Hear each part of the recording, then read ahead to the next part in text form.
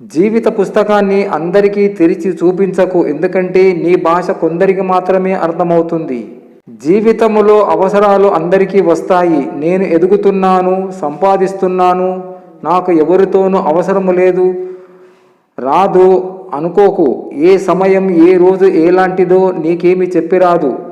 బాగా గుర్తుపెట్టుకో. ఎవరిని తక్కువ అంచనా వేసి చులకనగా చూడకు.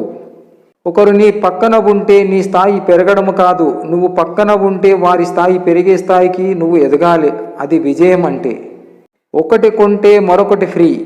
కోపముతో ఎసిడిటీ ఫ్రీ, ద్వేషంతో అల్సర్ ఫ్రీ, ఒత్తిడితో బీపీ ఫ్రీ, అసూయతతో హెడేక్ ఫ్రీ, నమ్మకంతో స్నేహం ఫ్రీ, యోగాతో ఆరోగ్యం ఫ్రీ, శాంతంతో శ్రేయం ఫ్రీ, నిజాయితీతో నిద్ర ఫ్రీ, ప్రేమతో మంచితనం ఫ్రీ, సేవలతో ఆశీర్వాదం ఫ్రీ. ఇంట్లో మన పేరు ఎలాగో వినబడుతుందిలే, ఊళ్ళో మన ఫ్రెండ్ సర్కిల్లో, బంధువులలో, అలాగే ఓటర్ ఐడి, ఈమెయిల్ ఐడిలో మన పేరు ఉంటుందిలే.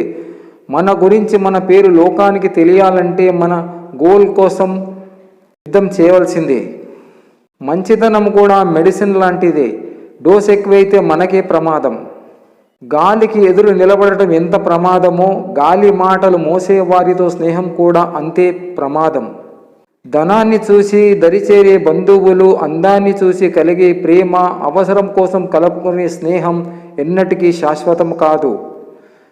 మన సమస్యలను ఇతరులతో పంచుకోకుండా, ఇతరుల సమస్యలలో మనం తల దూర్చనంత వరకు మన జీవితం ప్రశాంతంగా ఉంటుంది. ప్రశ్నిస్తే దూరం అవుతాం, కానీ ప్రశ్నించకుండే బానిసలవుతాం. నాకు ఎన్ని బాధలు కలిగినా, ఎన్ని కష్టాలు వచ్చినా అవి ఇక నాకు కలగకుండా చూడు అని ఎప్పుడూ అడగను. నేను కోరుకునేది ఒక్కటే, నువ్వు నా తోడుంటే చాలు అని. ఆ ఒక్క వరం చాలు రామా నాకు ఈ జన్మకి. కష్టం విలువ, ఇష్టం విలువ ఒకరు చెబితే తెలిసేవి కావు. కష్టాన్ని, ఇష్టాన్ని స్వయంగా అనుభవించి అనుభూతి చెందినప్పుడు మాత్రమే తెలుస్తాయి. లేదంటే ఎదుటివారు పడే కష్టం తేలికగాను, చూపించే ఇష్టం చులకనగాను కనిపిస్తుంది, అనిపిస్తుంది కూడా. సాగే నీరుకు అడ్డేదో వచ్చిందని ఆగిపోదు. దారి మళ్ళీ మరి తన గమ్యం చేరుకుంటుంది. ఒడిదుడుగులకు ఒరిమిలో తప్పించుకుంటూ ముందుకు సాగాలి మనం. ఎవరైనా మనకిచ్చేది తాత్కాలికమైనదే, కృషితో మనం సంపాదించుకున్నదే శాశ్వతం. మనం వెళ్ళిన చోట మర్యాద ఇవ్వలేదనడం తప్పు. మర్యాద లేని చోటకు వెళ్ళడం మన చేసే పెద్ద తప్పు. నిజమైన గురువు లక్షణాలు. నిజమైన గురువు దగ్గర డబ్బు ప్రసక్తి ఉండదు. అతను బోధగురువే కానీ బాధగురువు కాదు. నిజమైన గురువుకు అందరూ సమానమే. అతడికి బీదవాడు, ధనికుడు అనే భేదం ఉండదు. కులం, మతం, ప్రాంతం అనే తేడాలు కూడా ఉండవు. అతడు ఎప్పుడూ ఆనందం అనుభవిస్తూ ఉంటాడు. అతడి చుట్టూ ఆనందం వెల్లివిరుస్తూ ఉంటుంది.